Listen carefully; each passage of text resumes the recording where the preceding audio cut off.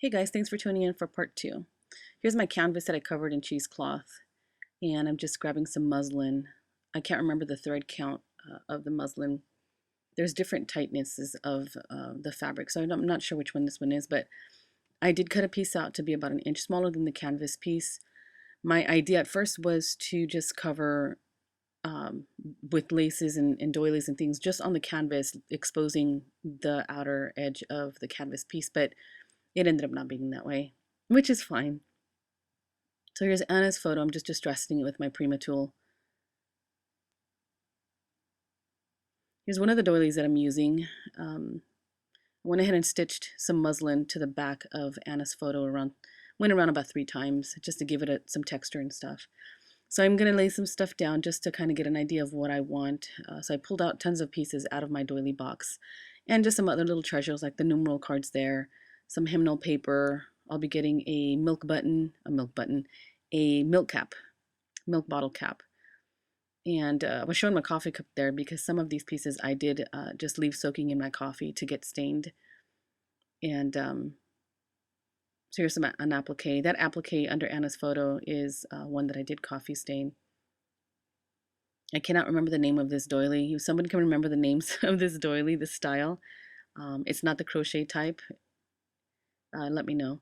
And I apologize again for the macro was on, so the shot view further down to the table was a little blurry, but I'll change that in a little bit.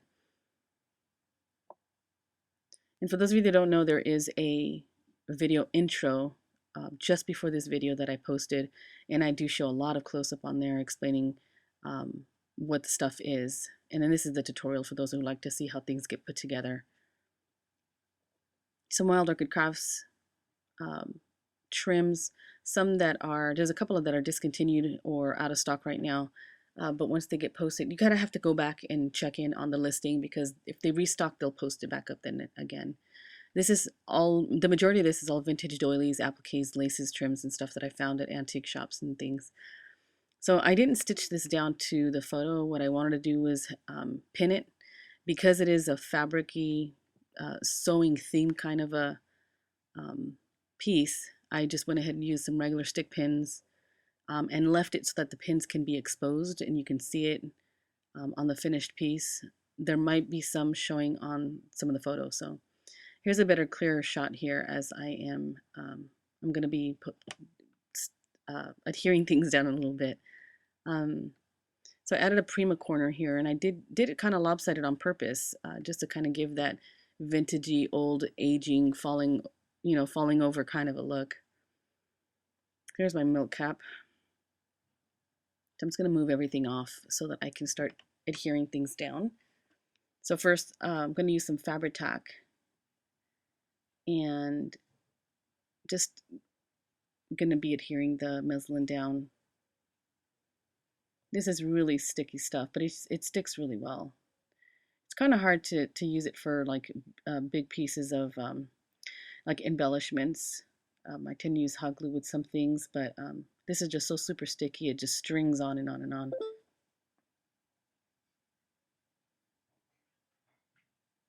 So I'm just going to stitch this. I'm going to glue the edges down so that it doesn't come up at all.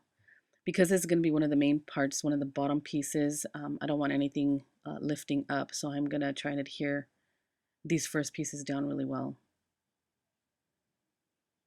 This is some trim that my mom gave me. Is it not gorgeous? It's so super thick. I still have another piece of it too. I'll probably use it in another project sometime, but I really love it. And I like it that it hangs over the edge.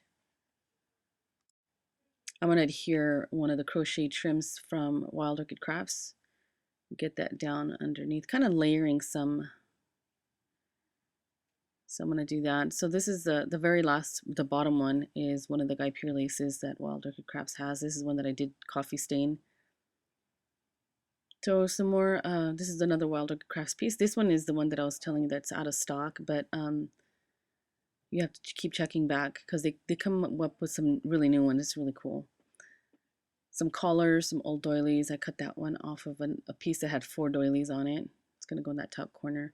See, I ended up covering the entire edge. So if you want to do something like this on canvas, you didn't have to put muslin down. I just did that to kind of give myself some an area to stay within, but I just couldn't help myself. I went ahead and just covered the entire thing.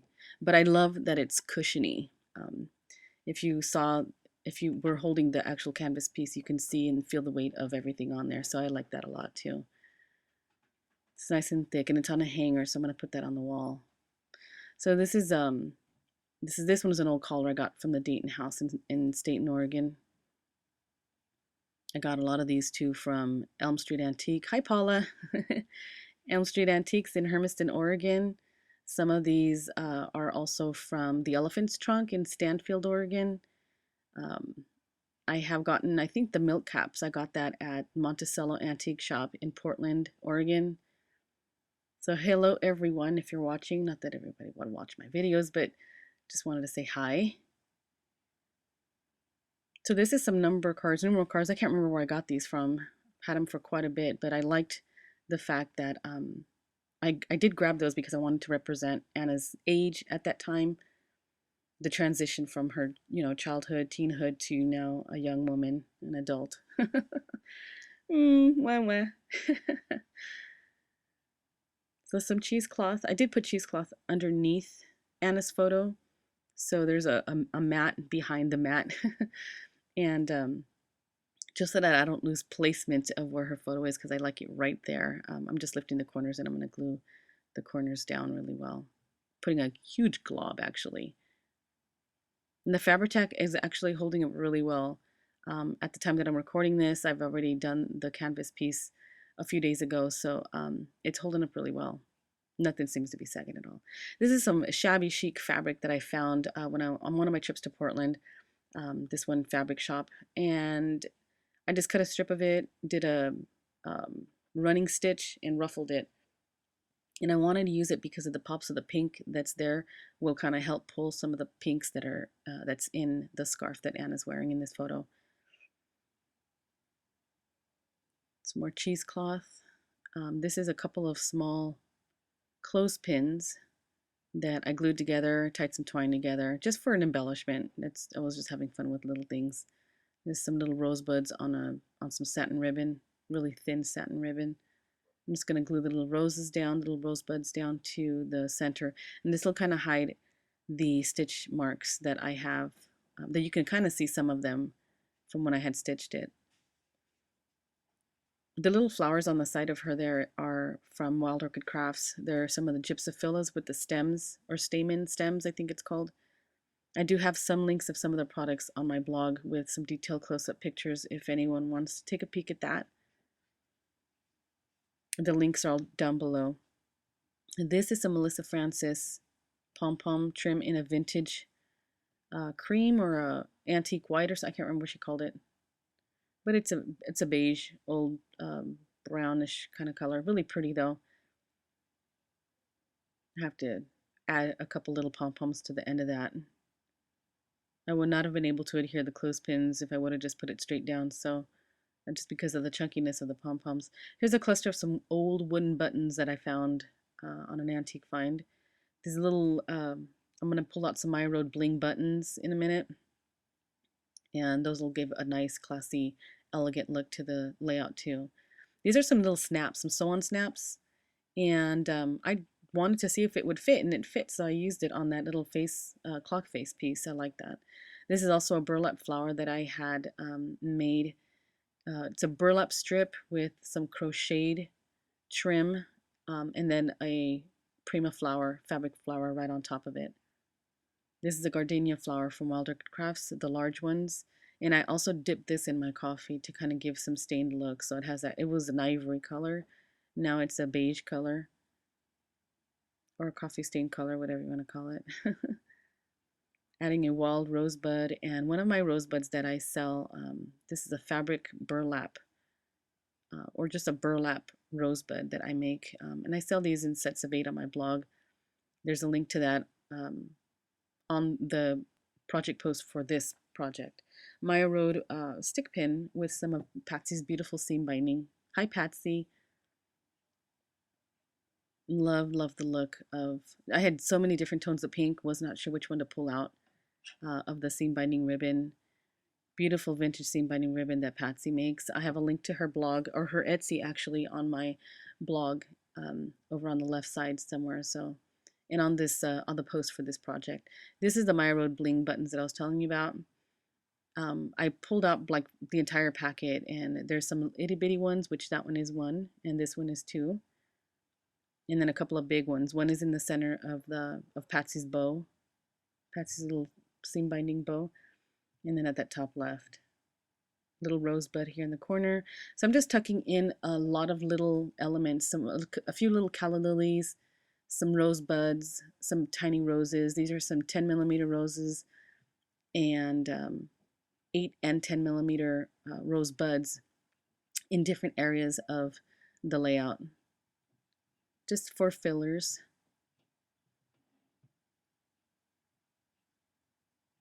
The calla lilies gave it a great fieldy look. I really like that. Another rosebud. So a few I put down that I didn't record because there was quite a bit that I put down in there. This is some of Prima's fabric tape, and what I'm going to do is cut a strip off because it's a little too wide for my little spool, but I am going to wrap it around the spool and kind of give it a look of, it's a spool of fabric tape, I guess. I'm going to cut that piece off. And I do use that little scrap piece at the top of the Prima corner on her photo, to not waste any of the pieces. But this little strip here that I did cut off, I'm going to wrap it around again to kind of look like a spool of tape, and it'll kind of lay at the top of the canvas. Some of it will like drape over it, so it'll have a cute little look, a cute little miniature look to it. So I like that. So I'll just kind of drape it up over the top. And I did slow down the speed so that you guys can see how I put it together. So I'm just going to hot glue that down just to kind of hold its spot. And I'll show you a little closer up here how it looks. I'm slowing it down. Just kind of draped over. I'm going to set that at the very top here by some of the wood buttons and my trellis rose from Wild Orchid Crafts. Just a little bit of hot glue to hold it down, and it's holding on pretty well. Now for some gesso and shabby goodness. I love this part. And I thought I was done, but after I added some gesso, I wanted to add a few more things. So I'll show you that too in a sec.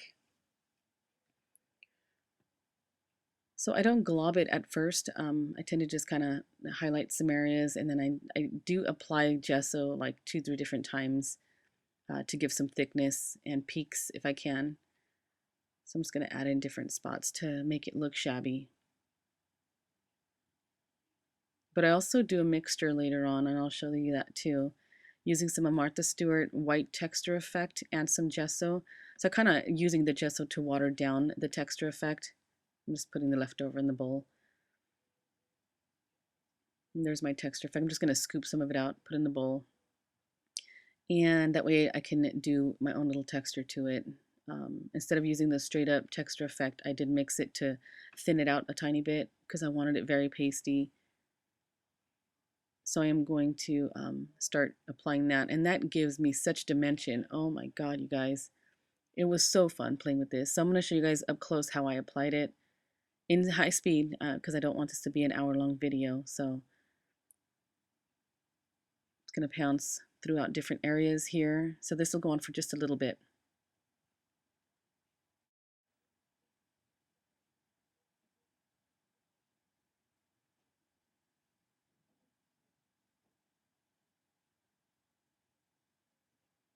Just wanted to add some good little coverage.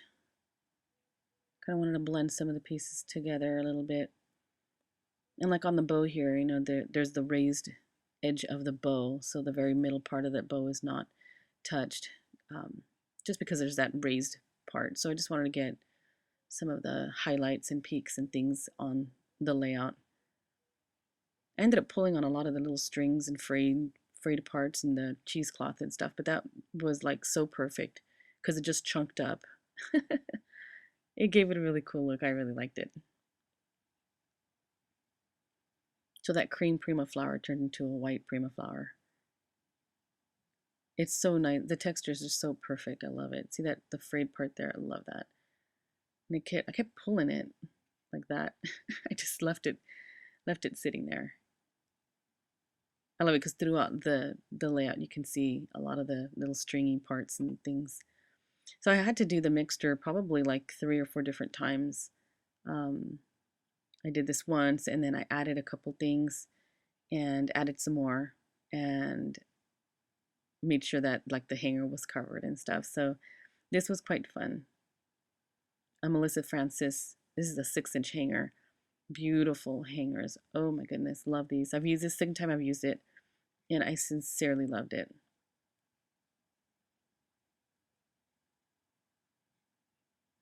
There is some really thick twine here that I have, and I thought that it would fit really nice on top of some cheesecloth at the top of the hanger. And I like this about the hanger is that there's like room to add little things to it because it's got that swirl at the bottom of the hook itself. So it's just perfect to display something.